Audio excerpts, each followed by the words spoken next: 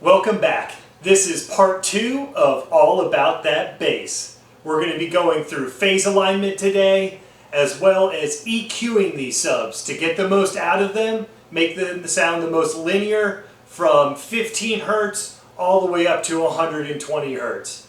Thanks for coming back. Follow along as we complete this project.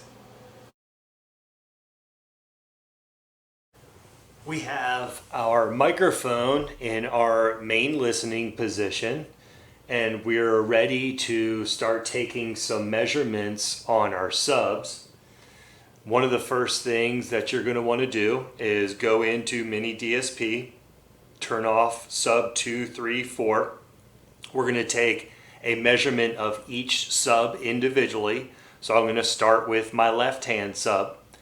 The other thing that I'm going to do is initiate a crossover in there.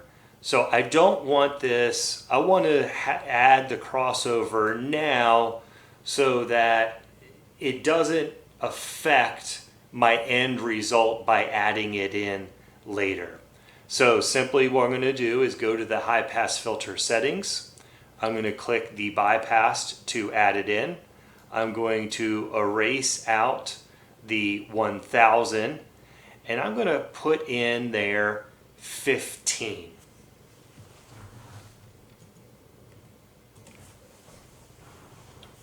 Now you can see, so this sub now is not going to play anything below 15 hertz.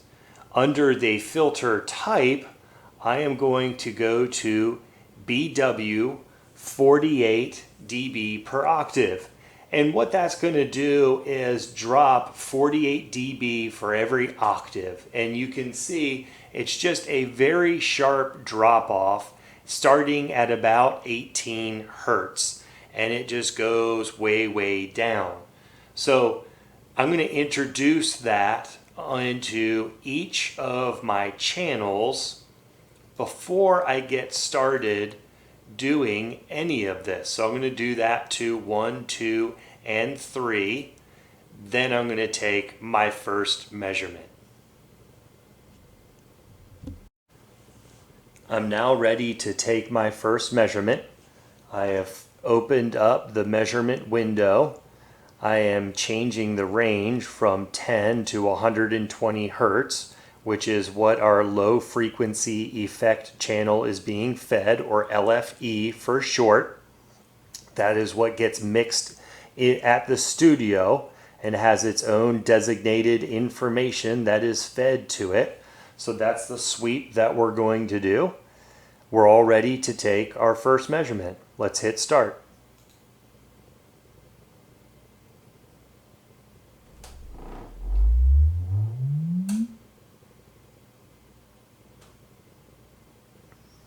So there's our first measurement. You can see there's quite a bit of information on the screen. Let me minimize this. The first thing we want to do is go to all SPL. That's what we want to see. The second thing we want to do is go to limits, and we want to fit to data. And now we are seeing what the room is essentially having the effect on the sub. That is what we're taking measurements of. It's not the sub itself.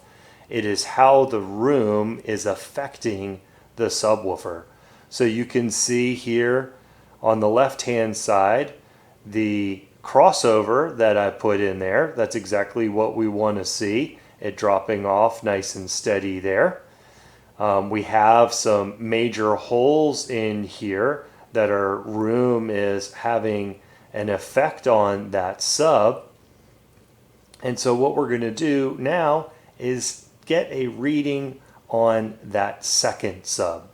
We're going to go back to our mini DSP. We are going to turn off output 1, turn on output 2, minimize that, and take another reading. Measure again. Everything that you loaded in there from last time, the 10 to 20, is already in there. We simply click start.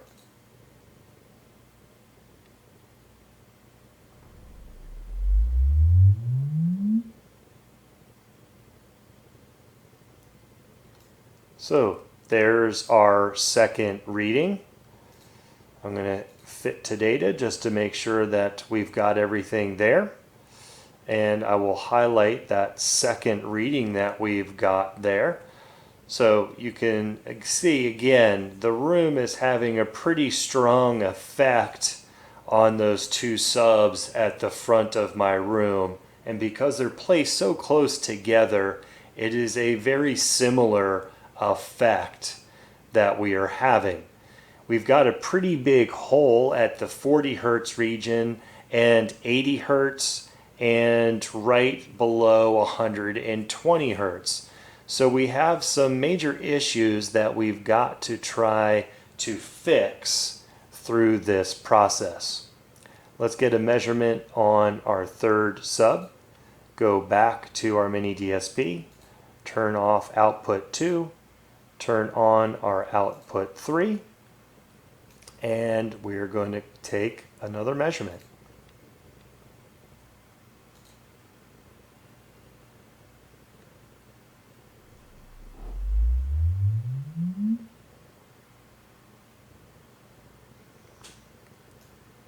All right, there's sub 3. Again, I'm going to go to my limits and fit to data.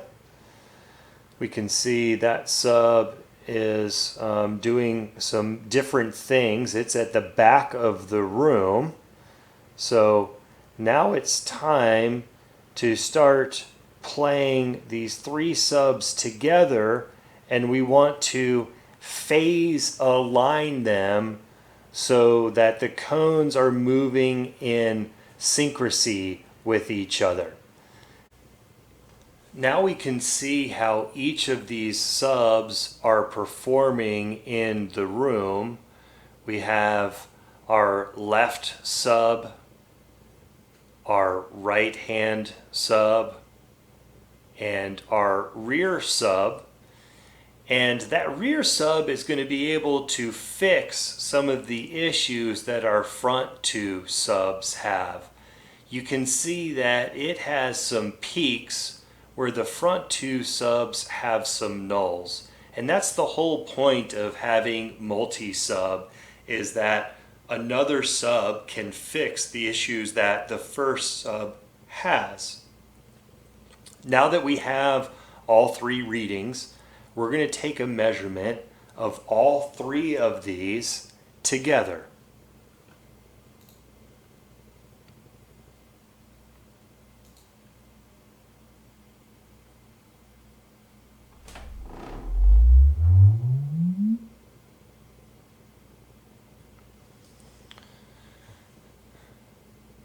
Let's go to our limits. Let's fit to data, make sure we're seeing everything that we need to see. Again, I apologize about my computer here. But now we can see what all of these subs do together when they're matched.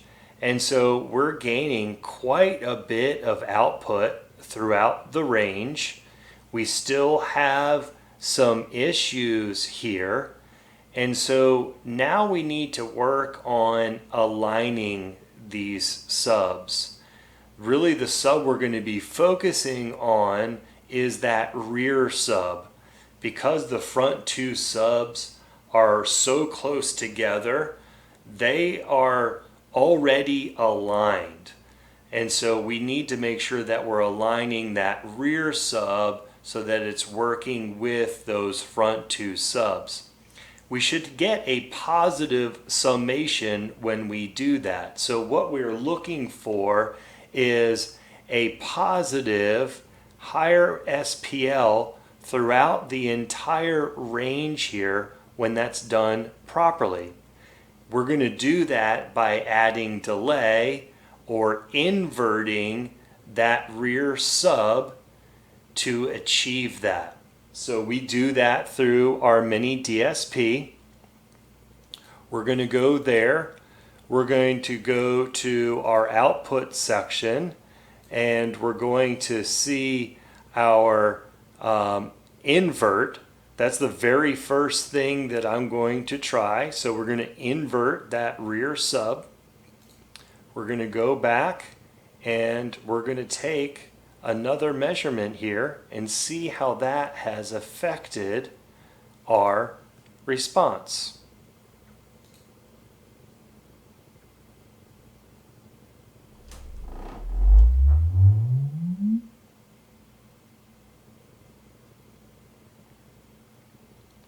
And so we have a terrible response there. So we know that inverting is not what we want to do. So I'm simply going to remove that from my graph. I'm going to go over to Mini DSP, turn off the inversion, and just right above that is where our delay setting is. Now that we have our reading with all three subs and our raw response that you can see on the screen here, we need to work on some time delay to have these subs in phase with one another. So I'm going to go to my Mini DSP. I'm going to add 1 millisecond of delay to that rear sub. And I'm going to take another measurement to see how that is affected.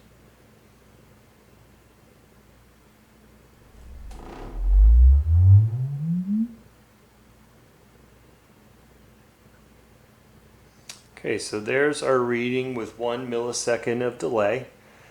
Below 40 hertz, not much has changed. In fact, really not much has changed throughout that entire range. So we're simply going to move on to 3 milliseconds of delay.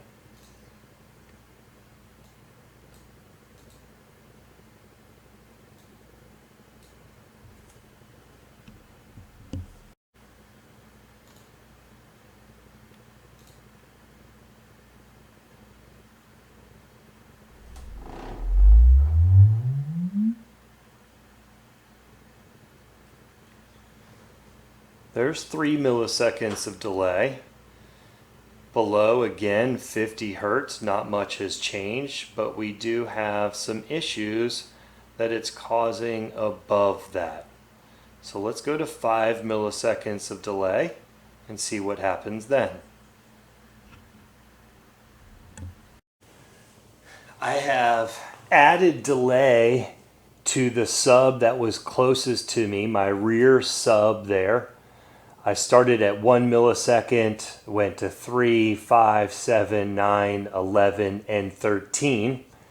When I got to 13, the response was getting so bad that I knew that I didn't need to go any further. I was able to narrow it down based on the data that we can see here. And that orange response is the response with nothing done, no delay added at all. And so what we're hoping to see is a positive summation as we get these subs aligned. And so you can see that I'm able to really get a lot more output across most of the range as I started to get around that 9 and 10 millisecond delay. And so let me just show you those. So 9.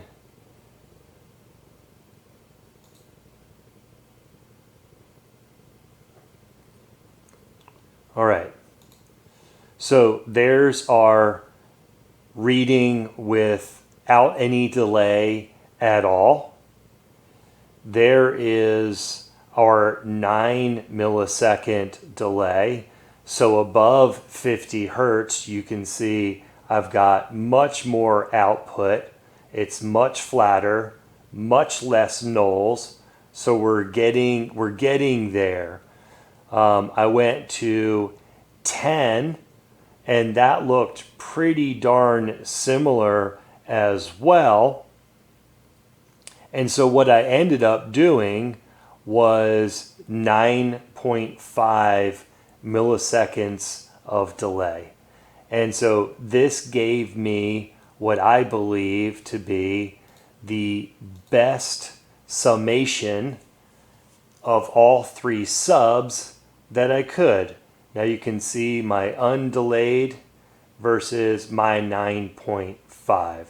So I'm missing a little bit of output here just above 40 hertz, but it's about 3 dB. It's not a huge chunk, and I can EQ that. What I'm really looking for is the flattest, best overall summation that I can get, so that when I go to EQ this, I'm starting with the best possible graph that I can. And so let's move on to the next step.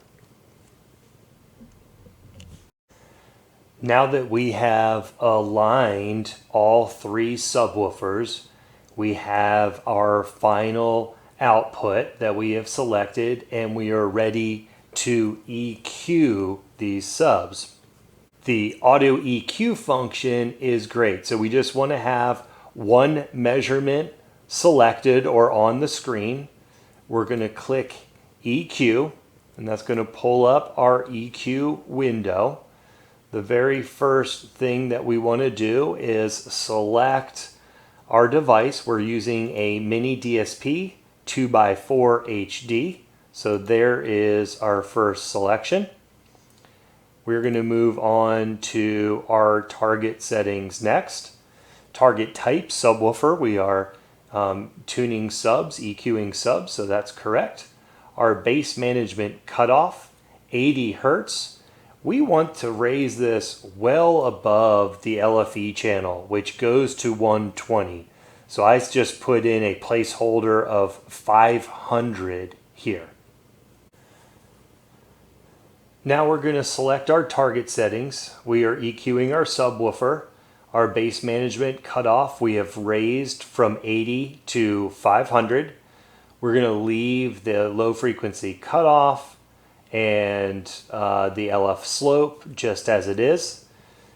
We're going to then go to our low frequency rise. We want to change this from 200 to 100, and the low frequency rise end to 30. So let's go ahead and do that.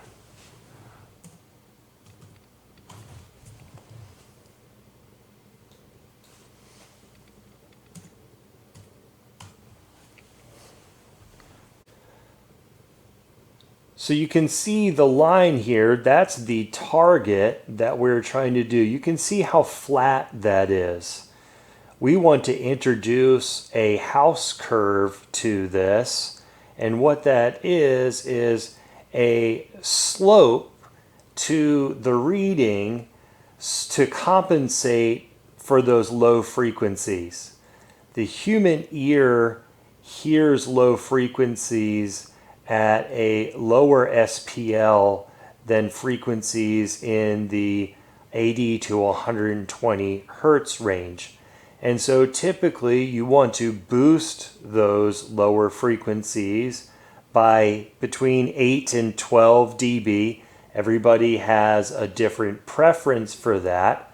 I prefer about a 10 dB bump in that. And so we're able to do that with the low frequency rise slope. And so I just know that if I add 5.5 into this, that's going to give me about my 10 dB bump that I'm looking for in the lower frequencies, around 20 hertz or so. So here we are. We've got all of our target settings adjusted. We are at our default target level of 75 dB. We have our filter tasks on the right-hand side dropped down. These are just the ranges of what the EQ is going to try to do and the tolerances it's going to try to do it within. When you're looking at the target level, you want to make sure that you're moving that to the bottom quarter of your response.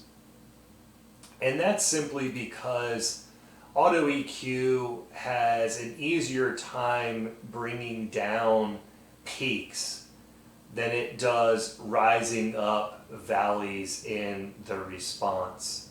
So our target level is right here.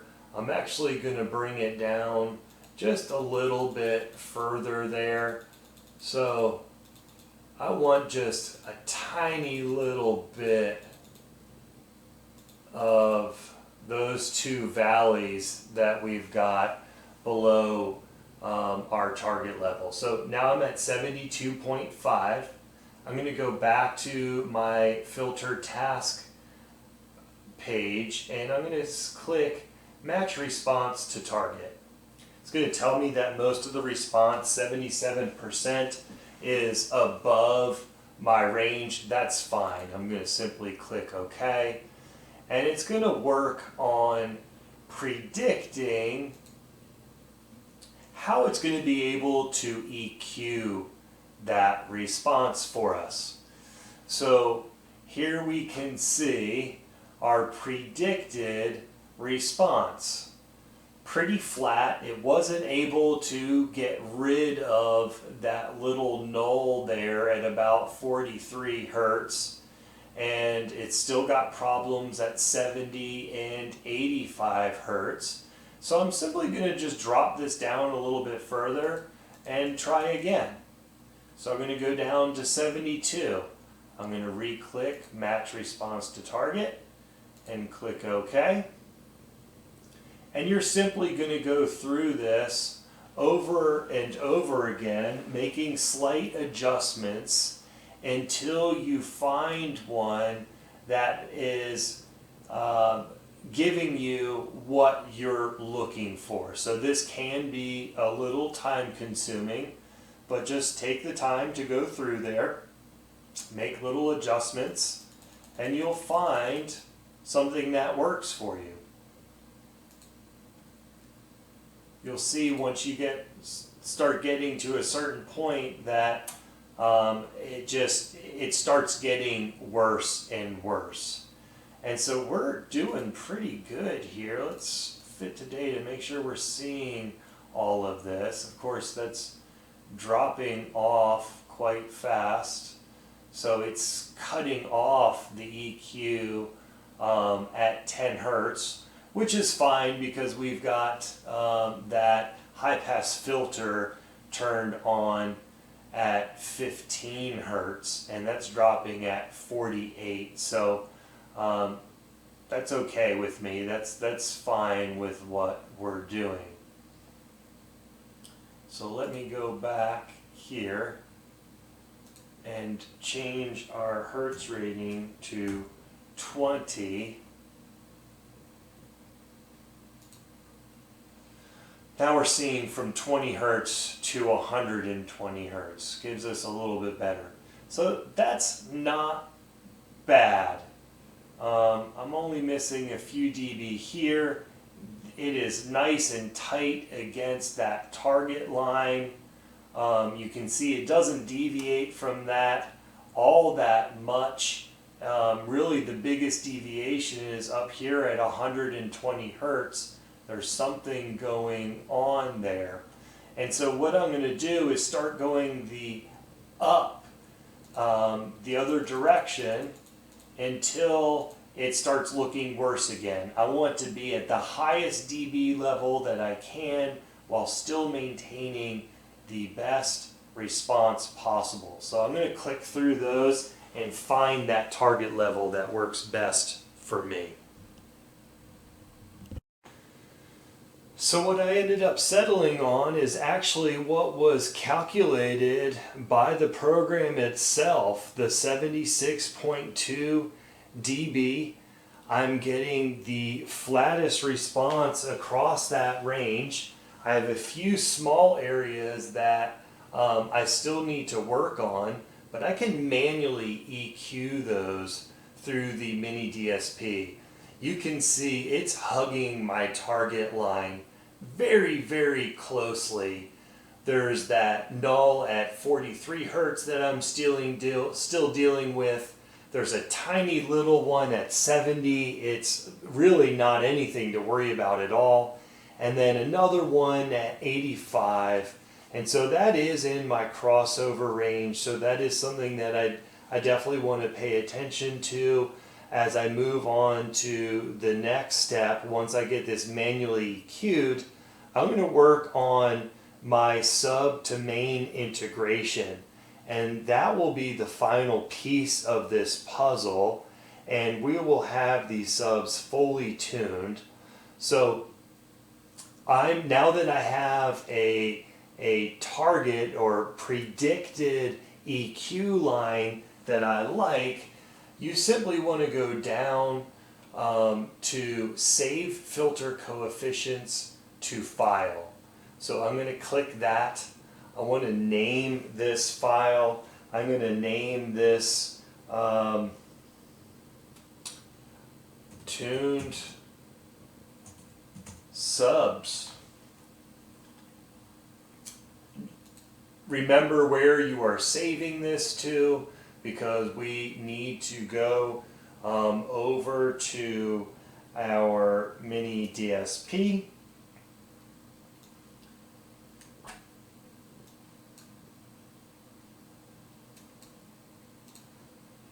And we are going to go to the output side of our mini DSP, and we are going to go to our PEQ, and it is going to be defaulted to basic here, and so we want to click over to advanced, and it gives us the ability to import a file. So we are going to import this file, tune subs, open.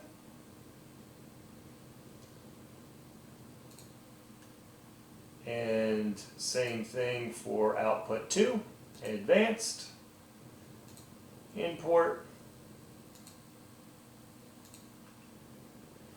Now you can link each of these together, but you can only link 2 outputs together. So I could link output 1 and output 2, but then 3 is just sitting by itself. I could also, if I had 4 subs, link output 3 and output 4. Because of my odd number, I just go through the process of doing this individually, but you can link 2 of them together, and it would do both of these at the same time.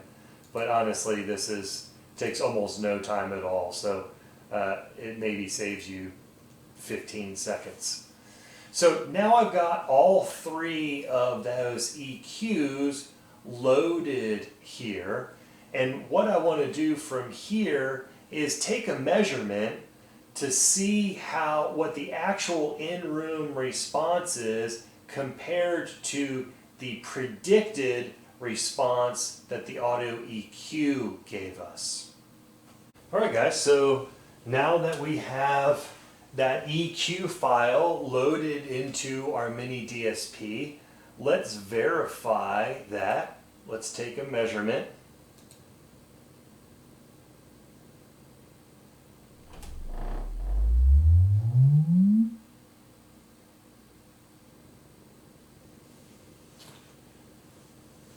And so we can see that we have an overall much flatter response than we did with our un-EQ'd. We still have a few problems here, but those are things that we can solve using manual EQ in the mini DSP. And that's what we're going to work on next. Now we're going to manually EQ our response that we got after we ran the auto EQ. You do that on the input side of the mini DSP. So we go to PEQ, and we've got 10 different settings that we can use to make any adjustments that we need. So let's take a look at the first area that we want to make an adjustment to. So I'm going to change this from 20 to 120 just to get a better look at what we're doing. And here's our first spot here that we really want to take care of, and that's at 42.15 hertz. And so we want to boost that up just a little bit. So let's go back over to our mini DSP, and we're going to put in that frequency here. So 42 hertz. Unfortunately, it does not let us do a fractions of a hertz, or 42 and a half, let's say. Here's our gain. We want to let's gain that. Let's do a 3 dB gain here. Our Q is how wide or narrow the effect is going to be on the frequency range. So the lower the number, the wider it is. The higher the number, the more narrow it is. So I don't want to have a big effect to the left and right. I'm okay with where these are, and you can see this one bumps up a little bit as it is. So I'm going to move that. I'm going to make that about 5. And we're just going to see what happens here. So now that I've got that input into EQ1, let's close that. Let's go back to REW, and let's take another reading.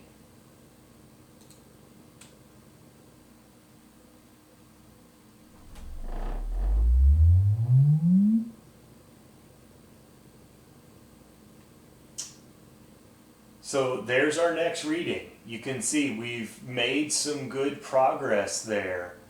And so we just need to do a little bit more boosting. So let's go back to our DSP. Let's go back to the input side and our PEQ. And we're going to give it a gain of, let's double it. Let's go 6 and see what that does. Go back over to take a measurement.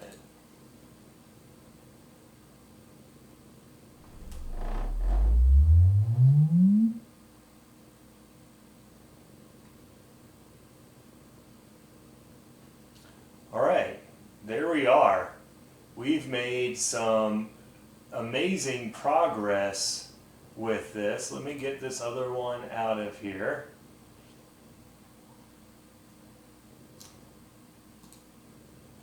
And so here was our EQ'd response. And now that we're doing a little bit of manual EQ, you can see how much better that is looking already. And we have forced that to move to the right. So we were EQing 42, so right about in that area, and it has forced that null over to about 44. So that's going to be the next place that I'm going to target to see if I can't even that out just a little bit more. So back to the mini DSP and the input side, back to our PEQ. I'm going to now go to EQ number 2. I'm going to put in there our 44 frequency range that we're going for. Yep. And I don't want a whole lot of gain here, so I'm going to start with 3 on the gain. I do want to keep this pretty narrow, so I'm going to do a 7 Q here. And let's see what that does to our response.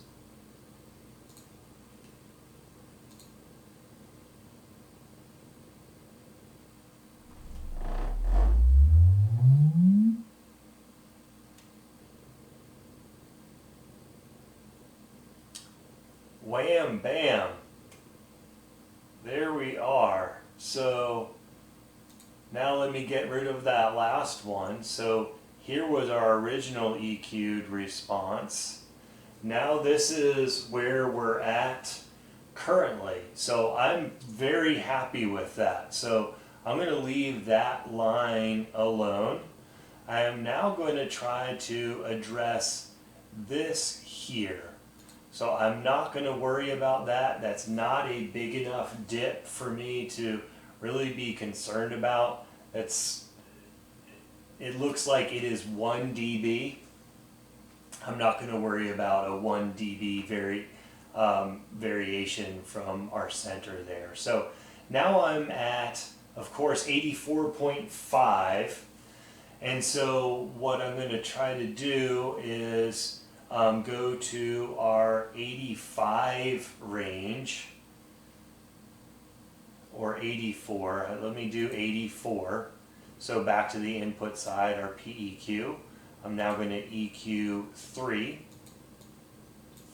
I'm going to put in my 84 here.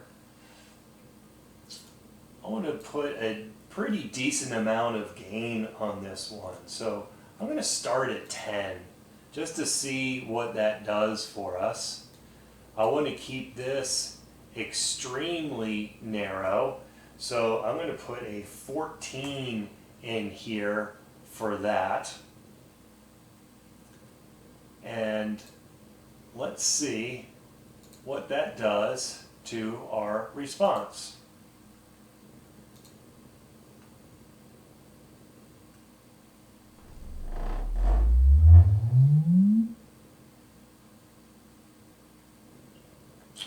So I've over EQ'd that section just a little bit that you can see there. So I'm just going to back off on my gain. I'm pretty happy with my Q setting and everything else. So back to Q3. I'm going to back my gain down to 7. And take another reading here.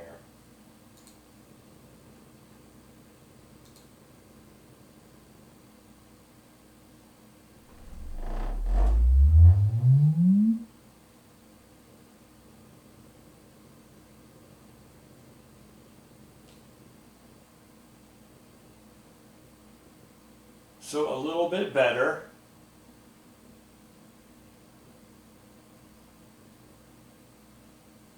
What I need to do is drop back the gain just a little bit more. So back to EQ3. I'm going to go to a gain of 5. And I'm actually going to back this Q down to a 7. I want to widen that area just a little bit. Let's see what that does. Let me get rid of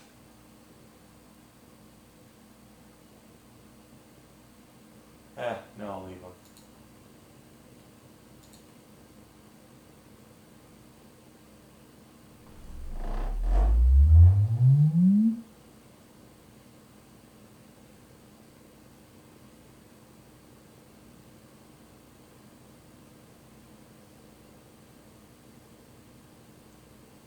So not much of a change there.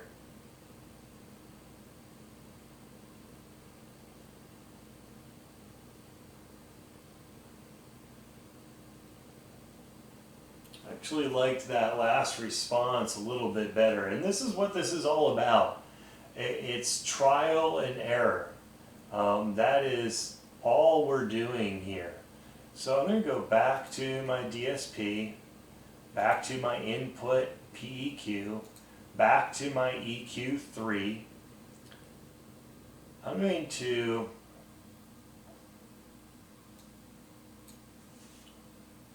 go back to a 7 on my gain and a 5 on my Q.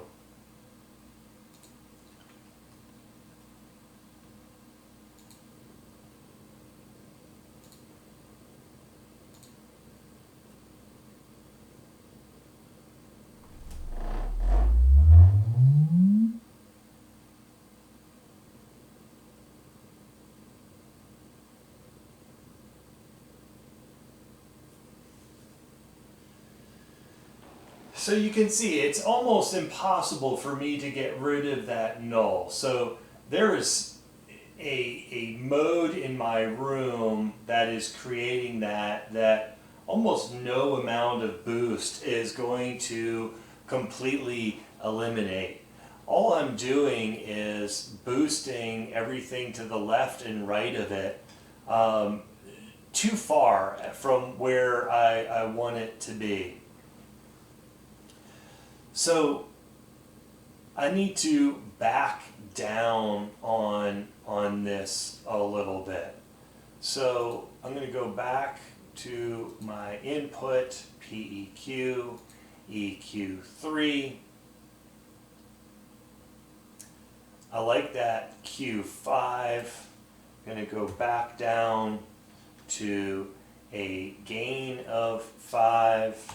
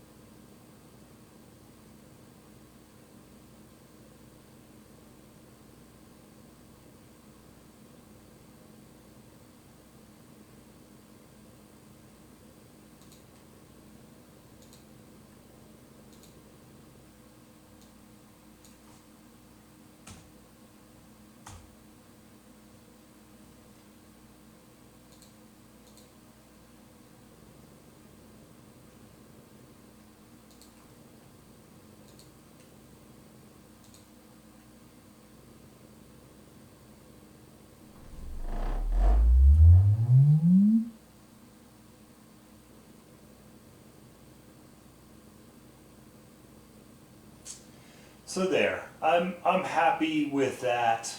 That's about as good as I'm going to be able to get this.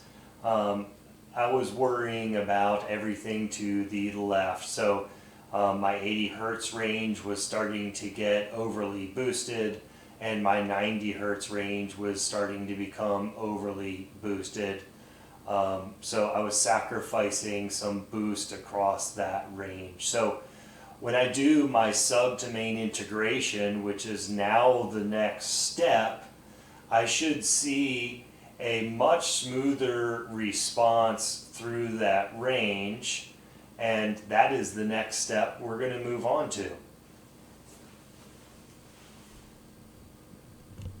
Well, that's a wrap on part 2. We have now gain matched all of our subs. We have phase aligned all of our subs to make sure that they're working in sync with one another. And we have EQ'd these subs using Room EQ Wizard. We have uploaded those results into our mini DSP. And now it's time for the final stage. We're going to pick that up in part 3. And that's going to be our sub to main alignment. If you enjoyed this video, please give it a thumbs up. Hit that subscribe button to follow along, and don't forget to smash that bell notification to continue following us as we upgrade this home theater.